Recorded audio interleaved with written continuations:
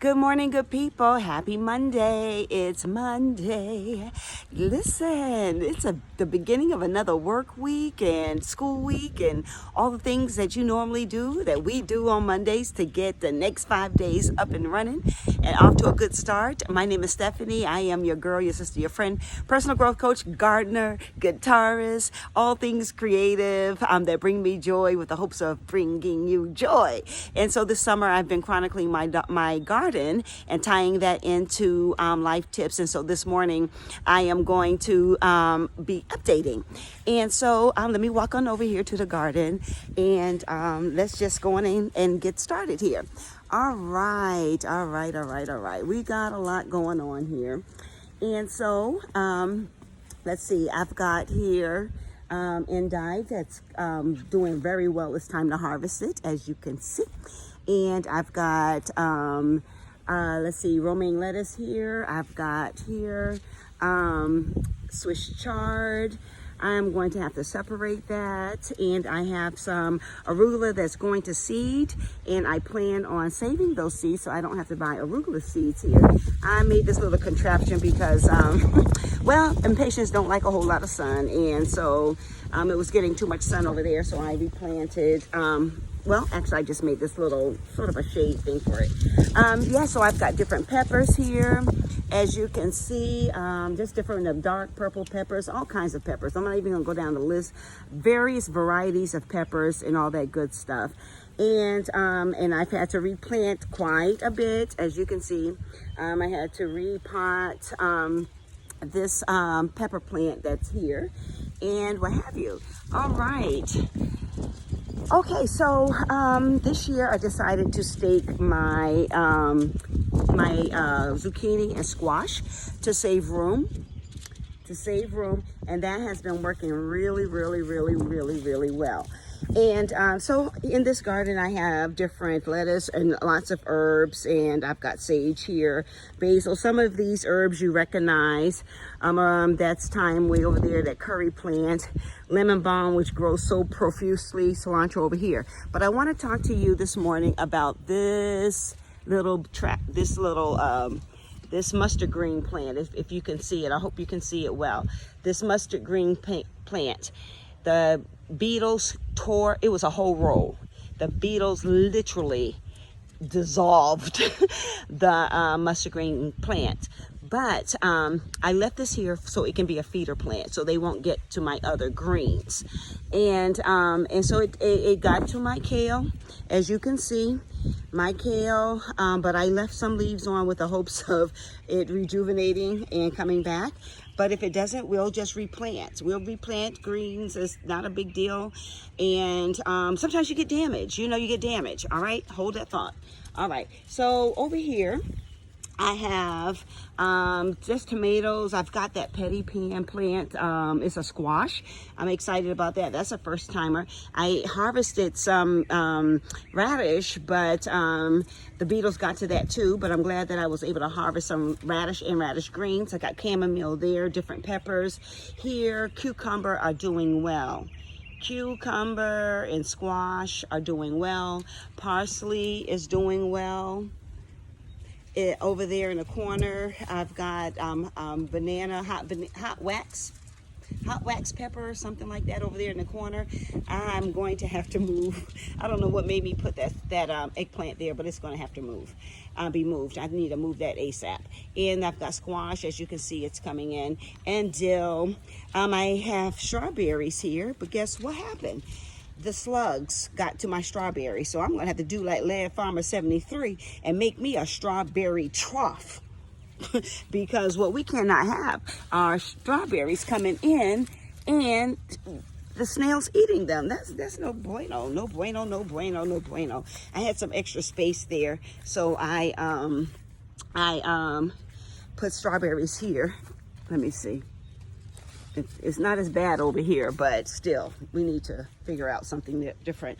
I've got, this is spinach going to seed. Going to preserve those seeds, and so that I can start buying plants every year, save myself some money.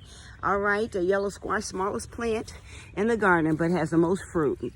You know, the Bible says, don't despise the days of small beginnings. All right, y'all better come through with the word. All right, and so let me tell you what's happening over here. All right, let me turn the camera around. So I decided that I wanted to clean the roof of my gazebo. And so what happened, I made a solution of vinegar, salt, baking soda, which worked on the mildew and mold, but some of the splatter got on my plants. And this is what happened. Y'all, when they talking about sad, I was so sad. I was so sad. Sad. That I felt like, oh man, look what I did to my leaves. And just yesterday morning was 5/11 day. Y'all know about 5/11, right? And so I 5/11 everything. And everything was beautiful until I started cleaning the roof of my gazebo over here, up there. That's what happened. And it came across the roof and hit my plants. And look what happened, you guys.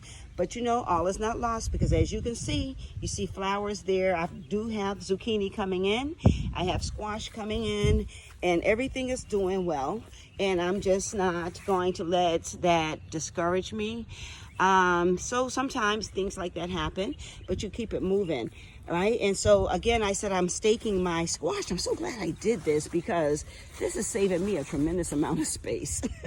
And this is the first time I ever did staking of squash, but it's working. And so you know, I just keep putting the leaves up, and it helps the sun get to the fruit a little bit without and still providing the shade that's necessary for squash to grow and what have you. And so, yeah, but everything is coming along. I feel very grateful. I feel grateful because I have a garden, which I'm growing my own food. I'm able to share with my family. I'm able to share with others.